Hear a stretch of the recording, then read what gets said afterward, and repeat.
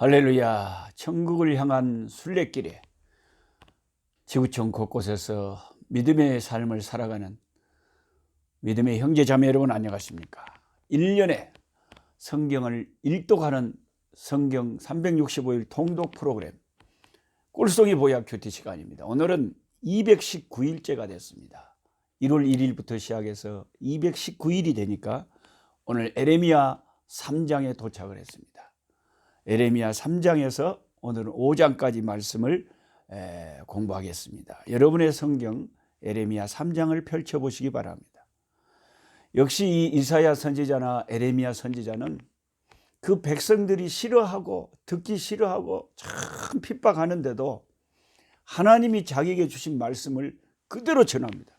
그게 주로 유다와 이스라엘의 죄악을 통렬하게 책망하는 것이고, 그 죄악으로 인해서 너희가 망할 것이라고 하는 심판을 거침없이 선포하는 것입니다. 하나님의 종들은 사람들이 듣기 싫어해도 미워해도 그것이 하나님께서 주신 말씀이라면 성경 말씀을 바로 선포해야 되는 거죠. 그래서 에레미야 3장에 보면 1절부터 5절까지는 버림받아 마땅한 유다의 죄에 대해서 강력하게 에레미야가 지적하고 있습니다. 3장 1절에 그들이 말하기를 가령 사람이 그의 아내를 버림으로 그가 그에게서 떠나 타인의 아내가 된다 하자 남편이 그를 다시 받겠느냐? 그리하면 그 땅이 크게 더러워지지 아니하겠느냐 하느니라. 네가 많은 무리와 행음하고서도 내게로 돌아오려느냐? 여호와의 말씀입니다. 하나님께서 또 이스라엘의 타락에 대해서 비유로 말씀하실 때, 자, 네 부인이 너를 떠나서 다른 남자하고 살다가 다시 너한테 돌아온다고 하면 너는 그것을 받겠느냐? 그것도 한 남자가 아니라 여러 남자와 살다가 돌아온다면 너는 그걸 다시 받겠느냐? 내 백성 이스라엘이 유다가 나를 떠나서 수많은 다른 우상들을 섬기고 이렇게 이런 악한 행음하는 짓을 하고 사니 하나님의 마음이 어떻겠느냐고 선지자가 하나님의 마음을 대신하여 외치고 있습니다.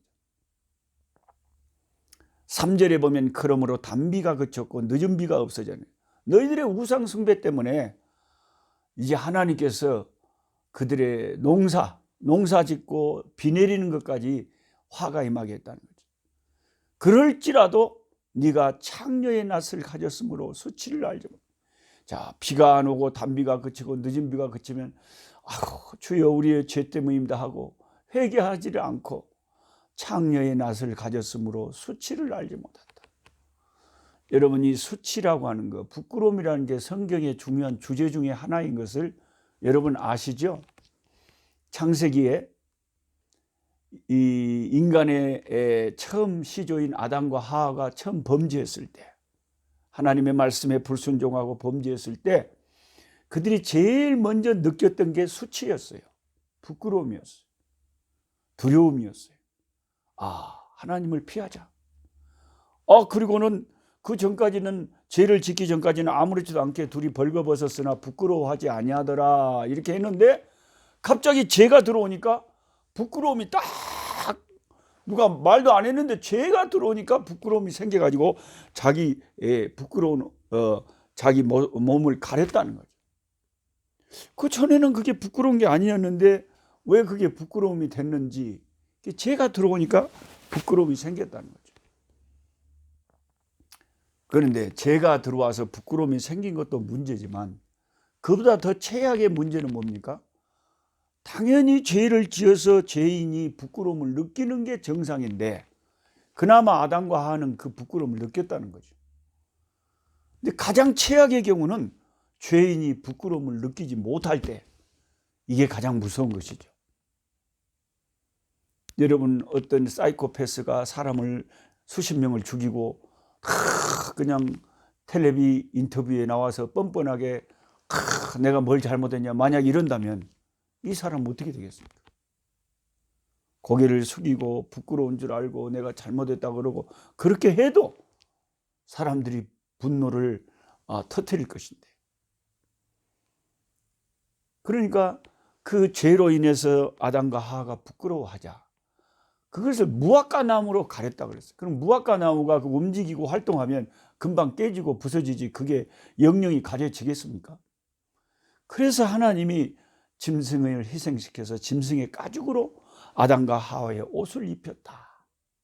이게 얼마나 은혜스러운 복음의 말씀인지 몰라요. 창세기에 나타나. 가죽 옷을 지어 입힌 우리 하나님. 죄는 인간이 지었는데 하나님이 그 동물의 피를 흘려서 동물의 생명을 희생시켜서 우리들의 부끄러움을 가려주기 위해서 아담과 하와에게 가죽 옷을 지어 입혔다. 이렇게 하신 그 하나님의 행위에는 무엇이 들어있냐면 앞으로 장차 내가 인류의 죄를 위해서 내 아들 하나밖에 없는 독생자 예수님을 이 세상에 보내셔서 그 짐승처럼 희생당하게 십자가에 죽게 해서 그 예수님의 핏값으로 우리에게 의의 옷을 입혀주신 예수의 이름을 부르는 자들에게 하나님의 보좌 앞에서도 부끄러움이 보이지 않고 가리워지는 의의 옷을 입혀주실 것을 하나님이 미리 자기 행동으로 보여주신 거예요. 우리가 그 거룩하신 하나님 앞에서도 담대히 찬송하고 하나님 앞에 그 나라에 갈 수 있는 것은 예수님이 핏값으로 우리의 부끄러움을, 죄의 부끄러움을 영원히 가려주는 의의 옷을, 세마포 흰 옷을 입혀주기 때문에 그 옷을 입고 우리가 천국에 가고 하나님을 만날 수 있는 겁니다. 그 옷은 영원히 우리 부끄러움을 가려주는 거예요. 근데 이 내 부끄러움을 가려줄, 죄악의 부끄러움을 가려줄 의의 옷, 예수님의 핏값으로만 사는 그 옷을 입지 못하면 그 나라에 갈 수가 없죠.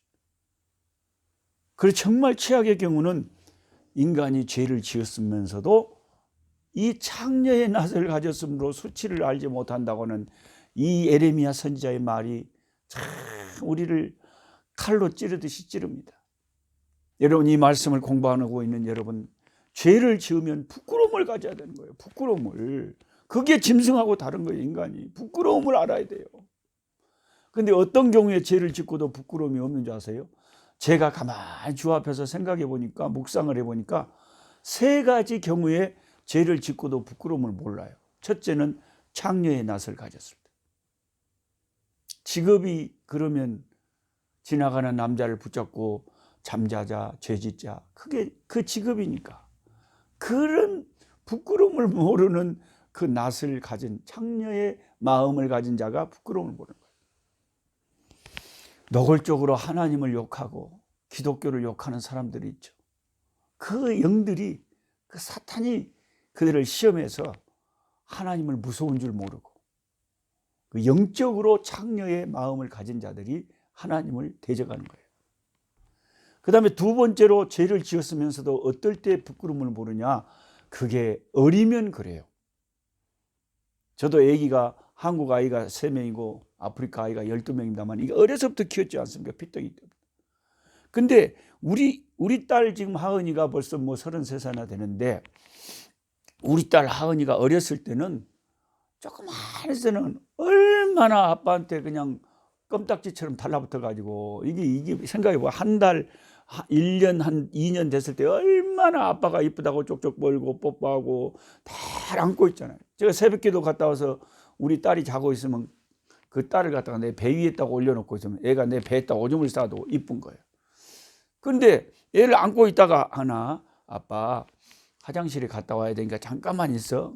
안 떨어진대요. 화장실에 가는데도 안 떨어진다고. 그럼 애를 데리고 어떻게 화장실을 제가 갑니까? 그만큼 어려서는 그런 그 사리 분별을 못 하는데 애가 뭐 아빠 엄마가 기저귀 갈아주고 똥오줌 싸고 막 그래도 그 당연하게 생각하지. 애기가 뭐 그걸 부끄럽다 그런데 똥 싸갖고 부끄러워하는 애기 봤어요? 그러니까 우리가 영적으로 아주 애기같이 젖먹이 애기같이 어려버리면 죄를 짓고도 부끄러움을 모른다는 거죠. 그래서 사도 바울이 고린도전서에 고린도 교회를 책망하면서 내가 너희를 젖먹는 아이들처럼 취급을 하니. 왜? 너희들이 교회 안에서 네파로 분열되어 서로 싸우면서도 하나님 앞에 그걸 부끄러움을 모른다는 거예요. 어린아이, 젖먹는 비린내 나는, 젖비린내 나는 아이, 우리 신앙이 아주 수준이 낮았을 때 죄를 짓고도 하나님 앞에 부끄러운 줄 모르고 회개할 줄 모른다는 거죠. 그 다음에 세 번째 경우에 부끄러움을 모르는 경우 어떤 경우입니까? 그거는 술이 취했을 때 그래요. 제가 우리 엄니를 보고 알았어요. 우리 엄니가 알코올 중독이셨거든요. 근데 우리 엄니가 술만 이상하게 술이 안 취하면 엄니가 얌전하시고 부끄러움도 많으시고 참 멋있는 엄마인데 술만 취하면 부끄러움이 싹 없어지면 동네 사람들이 막 시끄럽다고 하든가 말든가 동네가 떠나갈 듯이 소리를 지르고 막 그냥 주정을 하는 거예요. 여러분, 성령에 취하면요, 죄가 조금만 내 속에 들어와도 부끄러운 줄 압니다. 죄에 예민합니다. 성령에 취하면, 성령 충만하면. 반대로 세상에 취해버리면, 세상의 술에 취해버리고 세상 쾌락에 취해버리면요, 예수 믿는 사람이 죄를 짓고도 그 감각이 없어요. 회개할 줄 모르는 거예요. 그래서 오늘 이 눈물의 선지자 에레미야 선지자가 오죽했으면 이스라엘 유대를 향해서 창녀의 낯을 가졌다고 수치를 모른다고 그렇게 책망하겠습니까? 우리는 제발 수치를 알아야 돼요. 부끄러움을 알아야 돼요. 예. 사실 에레미야 4장, 에레미야 5장 다 오늘 말씀이 제가 이 본문에서 오래 지금 시간을 잡는 이유가 이 말씀들이 다 지금 유다와 이스라엘의 죄를 책망하고 있는 말씀들이거든요. 유다와 이스라엘을 비교해 가면서 유다가 더 이스라엘보다 더 타락한 것이 나타나니까 선지자가 더 가슴을 치는 거예요. 이 유다는 다윗의 후손을 이어가는 메시아가 오실 이 하나님의 특별한 백성인데 북쪽 이스라엘보다 더 악한 죄를 짓는다고 3장, 4장, 5장에 한탄을 하고 있는 거예요. 참 기가 막혀. 에레미야 4장 3절에 보면 묵은 땅을 기경하라는 말이 나와요. 이게 이제 제가 지금 말하고 있는 회개에 대한 말씀 아닙니까? 4장 3절에 여호와께서 유다와 예루살렘 사람에게 이와 같이 이르노라. 너희 묵은 땅을 갈아 엎어라. 가시던 뿔에 파종하지 말라. 너희 심령이 가시던 뿔이 가득하고 땅이 묵어 있어요. 그것을 기경하고 갈아야 하나님의 말씀이 떨어질 때 그 열매를 맺는데 내 심령이 세상에 가시던 뿔이 가득하고 강팍하고 돌처럼 딱딱하면요, 아무리 예배당에 가서 예배 드리고 설교 들어도 감각이 없는 거예요. 빨리 예배나 마쳤으면 나 놀러 갈 데가 많은데, 그렇게 심령이 무감각하게 산다는 거죠. 내 심령을 갈아엎는 것, 이게 회개예요. 이게 회개. 그래서 4장 10절에 내가 이르되 슬프도소이다. 주 여호와여, 주께서 진실로 이 백성과 예루살렘을 크게 속이셨나이다. 이르시기를 너희에게 평강이 있으리라 하시더니 칼이 생명에 이르렀나이다.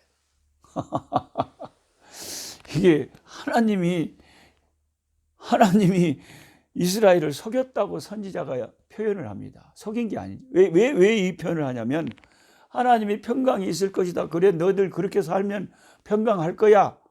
이게 진심이 아니었죠. 평강은 무슨 평강이에요? 심판이 오는데. 하도 말을 안 들으니까 하나님께서 그래 너희들 어디 평강하는가 한번 보자. 하나님의 그 마음속의 진심을 바로 알아들어야 돼요. 너에게 평강이 있으리라 하시더니 칼이 이르렀다. 멸망이 이르렀다. 하나님의 진심을 우리가 알아야 돼요. 예. 그리고 4절에 회개에 대해서 묵은 땅을 갈아라 그러면서 뭐라고 하냐면 4장 4절에 유다인과 예루살렘 주민들아, 너희는 스스로 할례를 행해라. 할례. 이미 다 할례 받았어요, 유대인들. 그리고도 그런 악한 짓을 저지른 거예요. 그래서 다시 할례를 받으라는 게 뭐냐면 너희 마음 가죽을 베라. 할례가 남자의 성기를 베는 건데, 가죽을 베는 건데, 이 선지자 에레미야는 그런 육체의 할례를 행하지 말고 마음의 가죽을 베라. 마음의 할례를 받아라. 진짜 삶과 인격과 생활이 바꿔져야 진짜 회개다. 이렇게 말씀하시는 것입니다. 그래서 사실은 이제 계속되는 이 눈물의 선지자 에레미야의 말씀의 핵심은 정말 가슴 아프고 슬퍼하면서 유대인과 이스라엘에게 회개하고 돌이키라는 말씀이죠. 4장 19절 한번 보세요. 선지자가 탄식을 하기를 슬프고 아프다. 내 마음속이 아프고 내 마음이 답답하여 잠잠할 수 없으니 이는 나의 심령이 나팔 소리와 전쟁의 경보를. 자, 이스라엘을 멸망시키는, 유다를 멸망시키는 전쟁의 그 나팔 소리가 선지자의 귀에는 생생하게 들리는 거예요. 그러니까 얼마나 마음이 답답하고 슬프겠습니까? 근데 이스라엘 백성은 하나님께로 돌아올 줄 모르고 회개하지 못하고 세상의 죄악의 우상에 빠져 있으니 선지자가 얼마나 답답하겠습니까? 에레미야 5장에 가면 예루살렘의 허물과 반역에 대해서 이렇게까지 말합니다. 5장 1절 너희는 예루살렘 거리로 빨리 다니며 그 넓은 거리에서 찾아보고 알라. 너희가 만일 정의를 행하여 진리를 구하는 자를 한 사람이라도 찾으면 내가 이 성읍을 용서하리라. 참 기가 막힌 그 당시에 이 신앙 상태입니다. 소돔 고모라 성이 의인 10명이 없어서 불로 망했잖아요. 근데 에레미야 선지자 입술을 통해서 하나님 말하기를 자, 예루살렘 성에 가서 빨리 한번 찾아봐라. 예루살렘 그 거룩한 성에 거하는 하나님의 백성, 할례 받은 이스라엘의 백성 가운데 딱 한 사람이라도 제대로 하나님을 제대로 섬기는 사람이 있으면 내가 이 성읍을 용서하리라. 제사장도 썩었고 지도자도 썩었고 썩어간다. 여러분 지금 한국 교회도요, 힘의 논리, 돈의 논리가 점점 교회에 먹혀 들어가고 있습니다. 정치의 논리가, 정치가 하나님보다 더 영향을 미칩니다. 여러분 저를 노록수 목사를 참 은혜 받았다고 좋아하다가도요, 내가 자기하고 다른 정치적인 견해를 말하면 금방 돌아서 버립니다. 그냥 원수처럼 여겨버려요. 아니 예수님 안에서 우리가 한 식구가 형제 자매인데 예수님 안에서 있는 것보다 더 큰 이슈가 있습니까? 정치적 견해가 다르든 사회적 견해가 다르든 역사적 견해가 다르든 우리가 예수 안에서 한 가족이지 왜 원수입니까? 예수님이 더 크시지 정치가 더 큽니까? 나는 그런 신앙을 이해를 못해요. 나는 예수보다 더 큰 것을 알지 못합니다. 그 어떤 것도 예수보다 더 귀한 것은 없어요. 근데 어떻게 우리의 신앙이 세상에 있는 어떤 것 때문에 형제가 갈라지고 자매가 갈라지고 그럴 수가 있냐.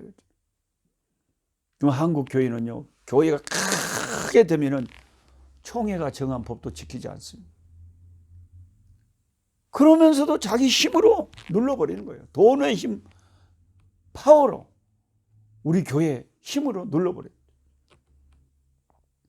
사실 노예나 총회가 정한 것은 하나님의 뜻으로 알고 받아들이는 게 정상적인 신앙입니다. 그런데 내가 너무 힘이 있어버리면 그걸 순종을 하지 않죠. 근데 우리 한국교회도 참 이게 지금 회개하고 정신을 차리고 이 예루살렘처럼 유다처럼 되지 않기를 하나님 앞에 겸손하게 꿇어 엎드려야 돼요. 말씀만 전해야 됩니다. 덕을 세워야 돼요. 함부로 이렇게 입을 함부로 놀렸다가 다른 사람들에게 전도의 문을 막아서는 안 됩니다. 교회는 교회다워야 됩니다. 근데 예루살렘에 단 한 명이라도 있으면 내가 이 성읍을 용서하리라고 하는 이 하나님의 말씀을 들을 때 와, 정말 이렇게 한 사람도 없을 수가 있느냐. 그래도 제가 우리 한국에 보면요, 목사님들이 다 그러지는 않아요. 다 그러지는 않아요. 뭐 요거도 먹는 목사들, 희한한 목사들 많지만요, 정말 가슴 아프게 조국과 민족을 위해서 금식하고 기도하면서 영혼 구원을 위해서 하나님의 말씀을, 복음을 바로 전하고 선교하는 데 힘쓰고 하나님을 기쁘시게 하는 하나님의 종들도 참 많이 있습니다.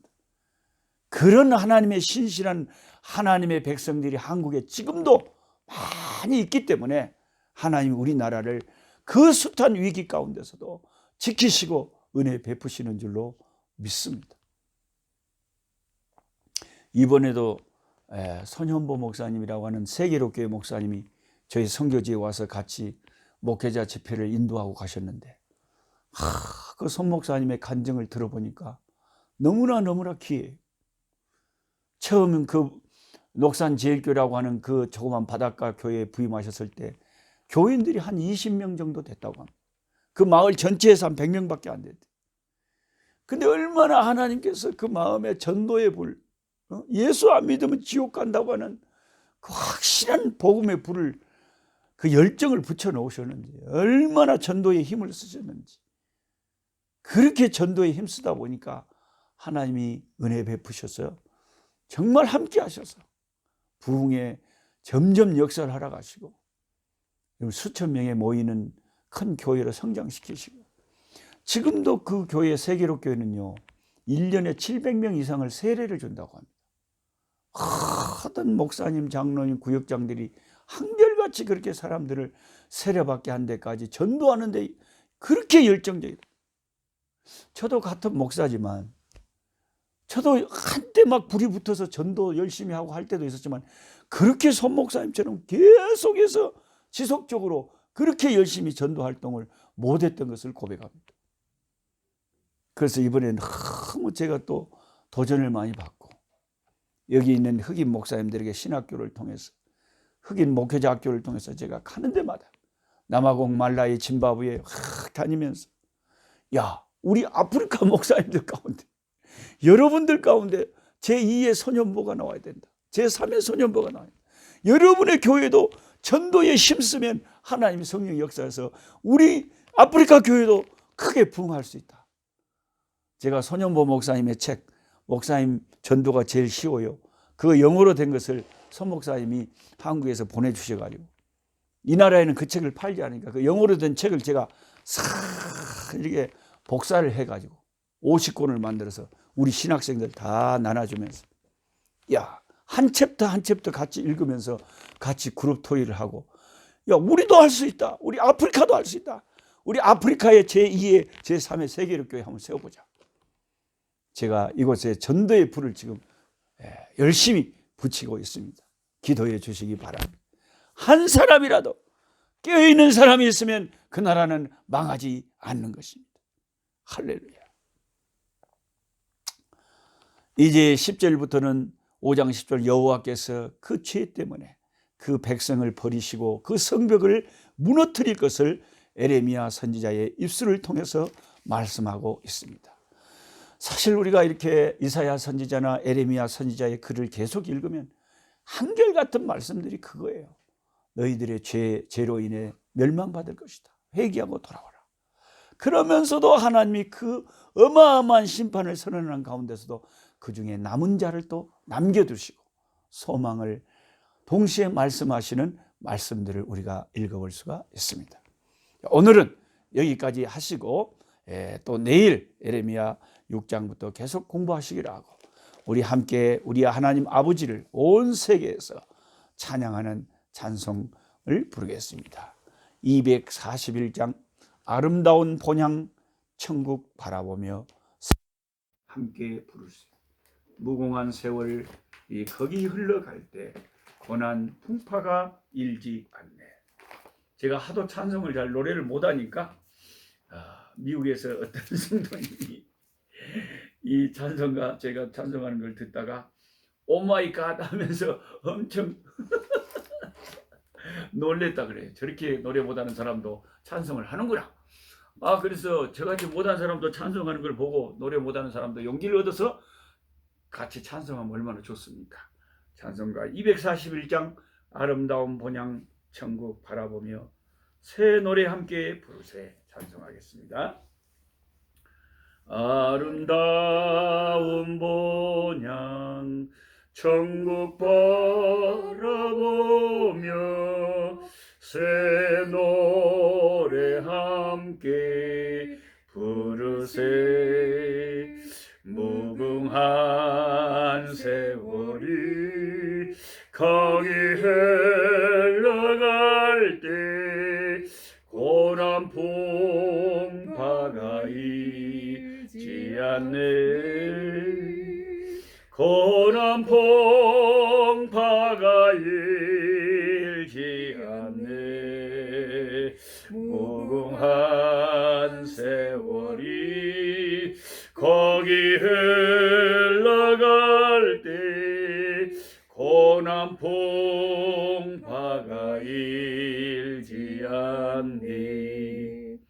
맑은 수정 같은 아름다운 모양 나 꿈속에서 그리니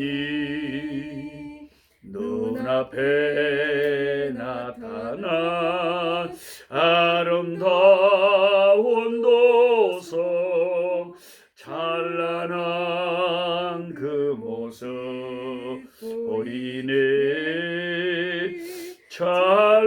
찬란한 그 모습 보이네 눈앞에 보이는 아름다운 도성 찬란한 그 모습 기네 우리들을 위해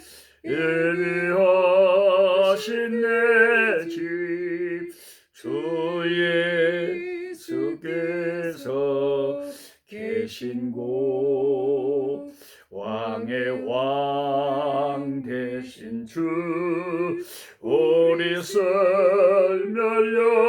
설멸력한 손에 들고서 기다리네 손에 들고서 기다리네 왕의 왕 되신 주 우리 설멸력한 손에 들고서 기다리니 모든 슬픔 고통 벗어버린 너의 나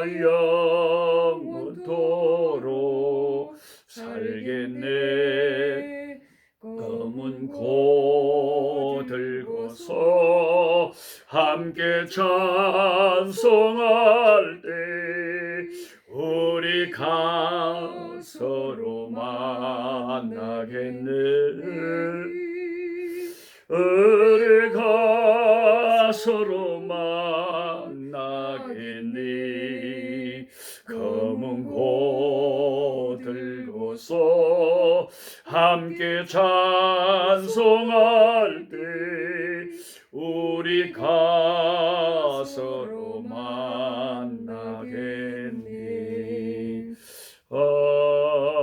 아멘 약한 자 힘주시고 강한 자 바르게 주한 자 정태함이 주님의 뜻이라 해 아래 압박 있는 곳 주 거기 계셔서 그 팔로 막아 주시어 정의가 서